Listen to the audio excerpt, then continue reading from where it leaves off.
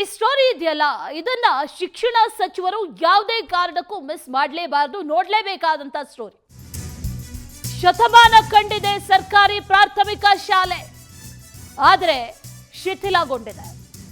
ಬೆಳಗಾವಿಯ ಕರೋಶಿ ಗ್ರಾಮದಲ್ಲಿರುವಂತಹ ಸರ್ಕಾರಿ ಶಾಲೆ ಶಿಥಿಲಗೊಂಡಿದೆ.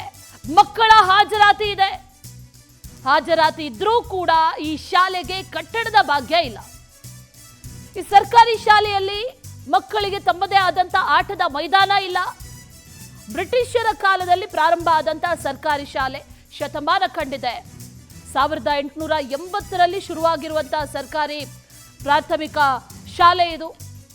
ಈ ಶಾಲೆಯಲ್ಲಿ ಒಟ್ಟು 7 ಶಾಲಾ ಕೊಠಡಿ ಇದೆ. 250ಕ್ಕೂ ಅಧಿಕ ವಿದ್ಯಾರ್ಥಿಗಳಿದ್ದಾರೆ. ಆದರೆ ಅಷ್ಟು ವಿದ್ಯಾರ್ಥಿಗಳ ಜೀವದ ಜೊತೆ ಸರ್ಕಾರ ಚೆಲ್ಲಾಟ ಆಡ್ತಾ ಇದೆ. ಮಳೆ ಬಂದ್ರೆ ಇಲ್ಲಿನ ಅವಸ್ಥೆ ಕೇಳೋದೇ ಬೇಡ. ಶಾಲಾ ಕೊಠಡಿಗೆ ನೀರು ನುಗ್ಗುತ್ತೆ.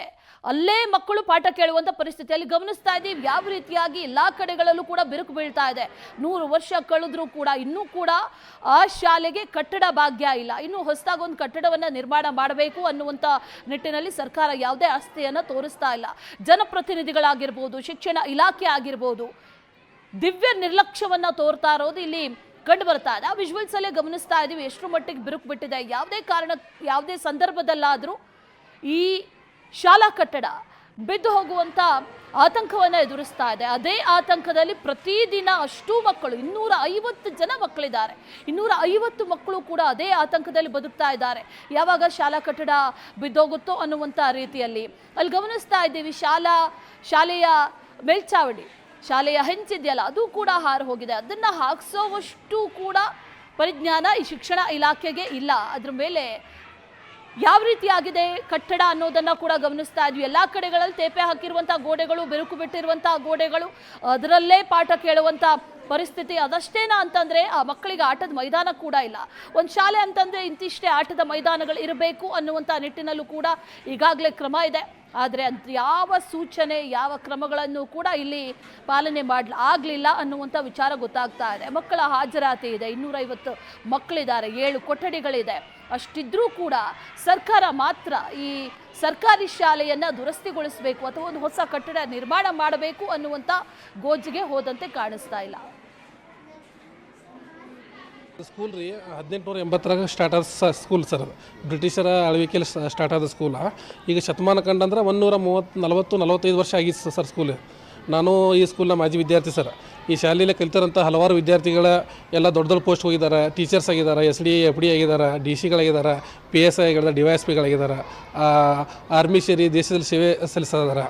ಆದ್ರೆ ಈಗಿರುವ ಇಲ್ಲಿ ಕಟ್ಟಡಗಳನ್ನು ನೋಡಿದ್ರೆ ಎಲ್ಲ ಕಟ್ಟಡಗಳು ಶಿಥಿಲಗೊಂಡಿದ್ದಾವೆ, ಹಂಚುಗಳೆಲ್ಲ ಒಡೆದಿದ್ದಾವೆ. ಹುಡುಗರು ಇಲ್ಲಿ ಒಂದು ಭಯದ ವಾತಾವರಣದಾಗ ಹುಡುಗರೆಲ್ಲ ಶಾಲೆ ಕಲಿಯುವಂಥ ಪರಿಸ್ಥಿತಿ ಇಲ್ಲಿ ನಿರ್ಮಾಣ ಆಗೈತ್ರಿ.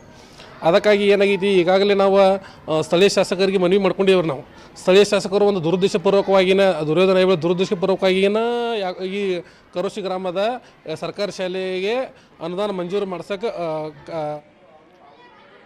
ಇನ್ನು ಇದೇ ಶಾಲೆಯ ಮುಖ್ಯೋಪಾಧ್ಯಾಯರಾಗಿರುವಂತಹ ಭಜಂತ್ರಿ ಅವರು ನಮ್ಮ ಜೊತೆ ಇದ್ದಾರೆ. ಸರ್ ನಮಸ್ತೆ. ಭಜಂತ್ರಿ ಸರ್ ನಮಸ್ತೆ. ನಮಸ್ತೆ ಮೇಡಮ್. ನಮಸ್ತೆ. ನಮಸ್ತೆ. ನಿಮ್ಮ ಶಾಲೆಯಲ್ಲಿ ಸಾಕಷ್ಟು ತೊಂದರೆಗಳಿದೆ, ಜೊತೆಯಲ್ಲಿ ಶಿಥಿಲಗೊಂಡಿದೆ ಅನ್ನುವಂಥದ್ದನ್ನ ಕೂಡ ವಿಜುವಲ್ಸ್ ಅಲ್ಲಿ ಗಮನಿಸ್ತಾ ಇದ್ವಿ. ಓವರ್ ಆಲ್ ಆಗಿ ಒಟ್ಟಾರೆಯಾಗಿ ಯಾವೆಲ್ಲ ತೊಂದರೆಗಳನ್ನ ಅಲ್ಲಿನ ವಿದ್ಯಾರ್ಥಿಗಳಾಗಿರ್ಬೋದು ನೀವು ಅನುಭವಿಸ್ತಾ ಇದ್ದೀರಾ? ಮೇಡಮ್, ಅಲ್ಲಿ ಏನಾಗಿದೆ, 1880 ಇಸವಿಯಲ್ಲಿ ನಿರ್ಮಾಣವಾದಂತ ಕಟ್ಟಡಗಳು ಜೊತೆಗೆ ನಮ್ಮ ಕ್ಯಾಂಪಸ್ ನಲ್ಲಿ ಗಂಡು ಮಕ್ಕಳ ಶಾಲೆ ಮತ್ತು ಹೆಣ್ಣು ಮಕ್ಕಳ ಶಾಲೆ 2 ಶಾಲೆಗಳು ನಡೀತಾ ಇದ್ದಿದ್ದು. ಅಲ್ಲಿ ಕಾಂಪೌಂಡ್ ಸರಿಯಾಗಿಲ್ಲ, ಜೊತೆಗೆ ಕಟ್ಟಡಗಳು ಯಾವುದೇ ಪ್ಲಾನೇಬಲ್ ಆಗಿ ಕಟ್ಟಡಗಳ ನಿರ್ಮಾಣ ಆಗಿಲ್ಲ.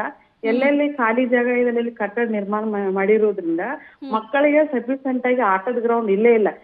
ಓನ್ಲಿ ಪ್ರೇಯರ್ ಮಾತ್ರ ನಾವು ಮಕ್ಕಳನ್ನ ಹೊರಗಡೆ ನಿಲ್ಲಿಸ್ಬೇಕಾಗುವಂತ ಪರಿಸ್ಥಿತಿ ನಿರ್ಮಾಣ ಆಗೈತಿ. ಮಳೆಗಾಲದಲ್ಲಿ ತುಂಬಾನೇ ತೊಂದರೆ ಆಗ್ತೈತಿ. ನಾವು ಸಣ್ಣ ಪುಟ್ಟ ರಿಪೇರಿಗಳನ್ನ ಪ್ರತಿ ವರ್ಷ ಮಳೆಗಾಲದ ಪೂರ್ವದಲ್ಲಿ ಸಣ್ಣ ಪುಟ್ಟ ರಿಪೇರಿಗಳನ್ನ ನಾವು ಮಾಡಿಸ್ಕೊಂಡಿರ್ತೇವಿ.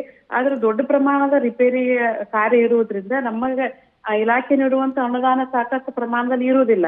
ಈಗಾಗಲೇ ನಾವು ಶಾಸಕರಿಗೆ ಆಯ್ತು, ಸ್ಥಳೀಯ ಪ್ರತಿನಿಧಿಗಳಿಗೆ, ಗ್ರಾಮ ಪಂಚಾಯತಿ, ತಾಲೂಕ್ ಪಂಚಾಯತ್, ಜಿಲ್ಲಾ ಪಂಚಾಯತಿ ಅವರಿಗೆ ಮನವಿ ಮಾಡಿಕೊಂಡಾಗ ಅವರು ಕೂಡ ಬಂದು ಮೇಲಿನ ಮೇಲೆ ಬಂದು ಸಣ್ಣ ರಿಪೇರಿಗಳನ್ನ ಮಾಡಿ ಹೋಗುವಂತ ಪರಿಸ್ಥಿತಿ ಬಂದಿದೆ. ಜೊತೆಗೆ ಈಗಾಗಲೇ ತಾಲೂಕ್ ಪಂಚಾಯತ್ 1 ಕೊಠಡಿಗೆ ಮಾತ್ರ ಇದನ್ನ ಹಾಕಿದ್ದಾರೆ, ಹಂಚು ಮತ್ತು ಪತ್ರಾಸನ್ನ ಈ ಒಂದ್ ರೂಮಿಗೆ ಮಾಡಿದಾರೆ. ಜೊತೆಗೆ ಇಲ್ಲಿ ಮಕ್ಕಳು ಎಲ್ಲಾ ಗ್ರಾಮೀಣ ಪ್ರದೇಶದಲ್ಲಿ ಇರ್ತಕ್ಕಂತ ಮಕ್ಕಳು ಮತ್ತೆ ಎಲ್ಲ ಮಧ್ಯಮ ವರ್ಗದ ಬರುವಂತ ಮಕ್ಕಳು ಇಲ್ಲಿ. ಅದಕ್ಕಾಗಿ ನಾವು ಸಾಕಷ್ಟು ಸಲ ಮನವಿ ಮಾಡ್ಕೊಂಡಿವಿ. ನಮಗೂ ಕೂಡ ಒಳ್ಳೆಯ ಶಾಲಾ ವಾತಾವರಣದಿಂದ ಮಕ್ಕಳ ಆಕರ್ಷಿತರಾಗಿ ಸ್ಕೂಲಿಗೆ ಬಂದು ಮಕ್ಕಳ ದಾಖಲಾತಿಯನ್ನು ಕೂಡ ನಾವು ಹೆಚ್ಚು ಮಾಡ್ಕೋಬೇಕಾಕತಿ. ಈಗ ಏನಾಗಿತ್ತು ಮೇಡಮ್ ಅಂತಂದ್ರೆ ನಮ್ಗೆ ಆಟದ ಗ್ರೌಂಡ್ ಇಲ್ಲ ಮಕ್ಕಳಿಗೆ. ಯಾಕಂದ್ರೆ ಮಕ್ಕಳು ಕೇವಲ ಮಾನಸಿಕವಾಗಿ ಮಾತ್ರ ನಾವು ಅವ್ರಿಗೆ ಇನ್ಪುಟ್ ಕೊಡ್ತಾ ಇದ್ದೀವಿ. ದೈಹಿಕವಾದ ಯಾವುದೇನ ಅವರಿಗೆ ಮಕ್ಕಳಿಗೆ ಹೇಳ್ಕೊಡಕ್ ನಮಗ್ ಸಾಧ್ಯ ಆಗ್ತಾ ಇಲ್ಲ. ಮನ್ವಿ ಮಾಡ್ಕೊಂಡಿದ್ರಾ ಇಲ್ಲಿ ಆಟದ ಮೈದಾನ ಬೇಕು, ಶಿಥಿಲ ಆಗಿದೆ ಕಟ್ಟಡ ಮಾಡ್ಕೊಂಡಿದ್ದೀವಿ ಮೇಡಮ್. ಏನ್ ಹೇಳಿದ್ರು ಅಧಿಕಾರಿಗಳಾಗಿರ್ಬೋದು? ಆಯ್ತು ಮಾಡೋಣ ಮಾಡ್ತೀವಿ ಅನ್ನುವಂತ ಭರವಸೆಯನ್ನ ನೀಡ್ತಾ ಬಂದಾರೆ ಮೇಡಮ್ ನಮಗ. ಹಳೆ ವಿದ್ಯಾರ್ಥಿಗಳ ಸಂಘಕ್ಕೂ ಕೂಡ ನಾವು ಮನವಿ ಮಾಡ್ಕೊಂಡು, ಅವರು ಕೂಡ ಹಳೆ ವಿದ್ಯಾರ್ಥಿಗಳ ಸಂಘಟನೆ ಅವರು ಕೂಡ ಮನವಿ ಮಾಡ್ಕೊಂಡಾರ. ಅನೇಕ ವಿದ್ಯಾರ್ಥಿಗಳು ಇದೇ ಶಾಲೆಯಲ್ಲಿ ಕಲ್ತಂತ ವಿದ್ಯಾರ್ಥಿಗಳು ರಾಜಕೀಯವಾಗಿಯೂ ಮುಖಂಡರಾಗಿ ಕೆಲಸ ಮಾಡ್ತಾ ಇದ್ದಾರೆ. ಆಮೇಲೆ ಅನೇಕ ಒಳ್ಳೊಳ್ಳೆ ಹುದ್ದೆಗಳಲ್ಲೂ ಕೂಡ ಈಗಾಗಲೇ ಕೆಲಸ ಮಾಡ್ತಿದ್ದಾರೆ. ಕೆಲವರೆಲ್ಲ ರಿಟೈರ್ಡ್ ಕೂಡ ಆಗಿದ್ದಾರೆ ಇದ್ರಲ್ಲಿ, ಈ ಶಾಲೆಯಲ್ಲಿ ಕಲ್ತಂತ ಮಕ್ಕಳು. ಯಾವಾಗ ಮಾಡ್ಕೊಡ್ತಾರಂತೆ? ಮಾಡ್ಕೊಡ್ತೀವಿ ಅನ್ನೋ ಭರವಸೆ ಕೊಟ್ಟಿದ್ದಾರೆ, ಹೌದು. ಆದ್ರೆ ಏನೋ ಅನಾಹುತ ಆಗೋ ಮೊದ್ಲು ಮಾಡ್ಬೇಕಲ್ಲ. ಅಲ್ಲಿ ಬಿರುಕು ಬಿಟ್ಟಂತ ಕಟ್ಟಡ ನೋಡಿದ್ರೆ ನಮ್ಗೆ ಭಯ ಆಗುತ್ತೆ. ಇನ್ ಮಕ್ಳು ಹೇಗಿರ್ತಾರೆ? ಹೌದು ಮೇಡಮ್. ಅಂತ ಕಟ್ಟಡದಲ್ಲಿ ನಾವ್ ಯಾವ್ದೇ ಮಕ್ಕಳನ್ನ ಕೂಡಿಸ್ತಾ ಇಲ್ಲಿ ಒಂದು ತರಗತಿಲಿ ಎರಡೆರಡು ತರಗತಿಗಳನ್ನ ಕೂಡಿಸಿ ನಾವು ಮಕ್ಕಳನ್ನ ಪಾಠ ಮಾಡುವಂತ ಸಂದರ್ಭ ನಮಗ್ ಬಂದಿದೆ ಮೇಡಮ್. ಯಾಕಂದ್ರೆ ನಾವು ಭಯದ ವಾತಾವರಣದಲ್ಲೇ ಅಲ್ಲಿ ಇರ್ಬೇಕಾಗೈತೆ. ಯಾಕಂದ್ರೆ ಅಂತ ಕಟ್ಟಡಗಳಲ್ಲಿ ಮಕ್ಕಳನ್ನ ಕೂಡಿಸಿ ಏನೋ ಅನಾಹುತ ಆಗೋದ್ ಬೇಡತ್ತೆ. ಒಂದು ತರಗತಿಲಿ ಎರಡೆರಡು ತರಗತಿಗಳನ್ನ ಕೂಡಿಸಿ ನಾವು ಪಾಠ ಮಾಡಕತ್ತೀವಿ ಮೇಡಮ್. ಇವಾಗ ಯಾವಾಗ ಮಾಡ್ಕೊಡ್ತೀನಿ ಅನ್ನುವಂತ ಭರವಸೆ ಏನಾದ್ರು ಕೊಟ್ಟಿದಾರಾ? ಇಲ್ಲ ಮೇಡಮ್, ಭರವಸೆ ಮಾಡ್ತೀವಿ ಅನ್ನುವಂತ ಭರವಸೆ ಮಾತ್ರ ಇದೆ. ಯಾವಾಗಂತೆ ಪರ್ಟಿಕ್ಯುಲರ್ ಆಗಿ ಅವ್ರು ನಮಗೇನು ಹೇಳಿಲ್ಲ. ಆದ್ರೂ ಕೂಡ ನಮಗೂ ಬೇಜಾರಾಗ್ತದೆ. 144 ವರ್ಷ 1880ರಲ್ಲಿ ಸ್ವಾತಂತ್ರ್ಯ ಹೋರಾಟಗಾರರು ಅಲ್ಲಿ ಬಂದು 1947ರಲ್ಲಿ ಅಲ್ಲಿ ಹೋರಾಟ ಮಾಡಿದಂತ ಅಲ್ಲಿಯೂ ಕೂಡ ಕೆಲವು ಕೈದಿಗಳಂತ ನಿಂತಿದ್ರು ಅನ್ನುವಂತ ಅಲ್ಲಿ ಇದನ್ನ ಹೇಳ್ತಿರ್ತಾರೆ ಮೇಡಮ್. ಅಲ್ಲಿ 100 ಶತಾಯುಷಿಗಳು 3-4 ಜನ ಇದ್ರು. ಅವರು ಕೂಡ ನಮ್ಗೆ ಹೇಳಿ ಈ ಶಾಲೆಯಲ್ಲಿ ಸ್ವಾತಂತ್ರ್ಯ ಹೋರಾಟಗಾರರಿಗೆ ಬಂದ್ ನಿಂತಿದ್ರು. ಆಮೇಲೆ 48ರಲ್ಲಿ ಗಾಂಧೀಜಿ ಅವ್ರ ಹತ್ಯೆ ಆದಾಗ ಅವಾಗೂ ಕೂಡ ಈ ಶಾಲೆಯನ್ನು ಸುಟ್ಟಿದ್ರು ಬ್ರಿಟಿಷರು ಅನ್ನುವಂತ ಇವನ್ನೆಲ್ಲ ಹೇಳ್ತಾರ. ಅಂತ ಇತಿಹಾಸ ಇರುವಂತ ಒಂದು ಶಾಲೆ ಮೇಡಮ್ ಅದು. ನಿಜ ನಿಜ ನಿಜ, ಹೌದು. ಆದಷ್ಟು ಬೇಗ ಒಂದು ಹೊಸ ಕಟ್ಟಡ ಹೊಸ ಸ್ವರೂಪದಲ್ಲಿ ಬೇಕಾಗಿದೆ ಮಕ್ಕಳಿಗೆ. ಯಾಕಂದ್ರೆ 250 ಮಕ್ಕಳಿದ್ದಾರೆ ಅಲ್ಲಿ. ಧನ್ಯವಾದ ಭಜಂತ್ರಿ. ಮುಖ್ಯೋಪಾಧ್ಯಾಯರು ಮಾತಾಡಿದ್ರು, ನಮಗಿಂತ ತೊಂದರೆಗಳಿದೆ ಅನ್ನೋದನ್ನ ಹೇಳ್ಕೊಳ್ತಾ ಇದ್ರು. ಜೊತೆಗೆ ಆದಷ್ಟು ಬೇಗ ಕಟ್ಟಡ ಆಗಬೇಕಾಗಿದೆ ಅನ್ನುವಂಥ ಮನವಿಯನ್ನ ಈಗಾಗಲೇ ಮಾಡಿದ್ದಾರೆ. ಇನ್ನು ಪವರ್ ಟಿವಿಯ ಮೂಲಕವೂ ಕೂಡ ಆಗ್ರಹವನ್ನ ಕೂಡ ಮಾಡಿಕೊಂಡಿದ್ದಾರೆ. ಅಲ್ಲಿನ ಸಾರ್ವಜನಿಕ ಶಿಕ್ಷಣದ ಉಪನಿರ್ದೇಶಕರು DDPIಗೂ ಕೂಡ ಕರೆ ಮಾಡಿದ್ವಿ. ಅವರು ಕೂಡ ಗಮನ ಹರಿಸಬೇಕಾಗಿದೆ. ಜೊತೆಗೆ ಅಲ್ಲಿನ ಜನಪ್ರತಿನಿಧಿಗಳಾಗಿರ್ಬೋದು ಅಥವಾ ಅಲ್ಲಿ ಈಗಾಗಲೇ ಸಾಕಷ್ಟು ಜನ ಇತಿಹಾಸ ಇರುವಂಥ ಶಾಲೆ ಅನ್ನೋದನ್ನ ಕೂಡ ಅಲ್ಲಿನ ಮುಖ್ಯೋಪಾಧ್ಯಾಯರೇ ಮಾತಾಡ್ತಾ ಹೇಳ್ತಾ ಇದ್ರು. ಹಾಗಾಗಿ ಆದಷ್ಟು ಬೇಗ ಒಂದು ಹೊಸ ಕಟ್ಟಡ ಆಗಬೇಕಾಗಿದೆ.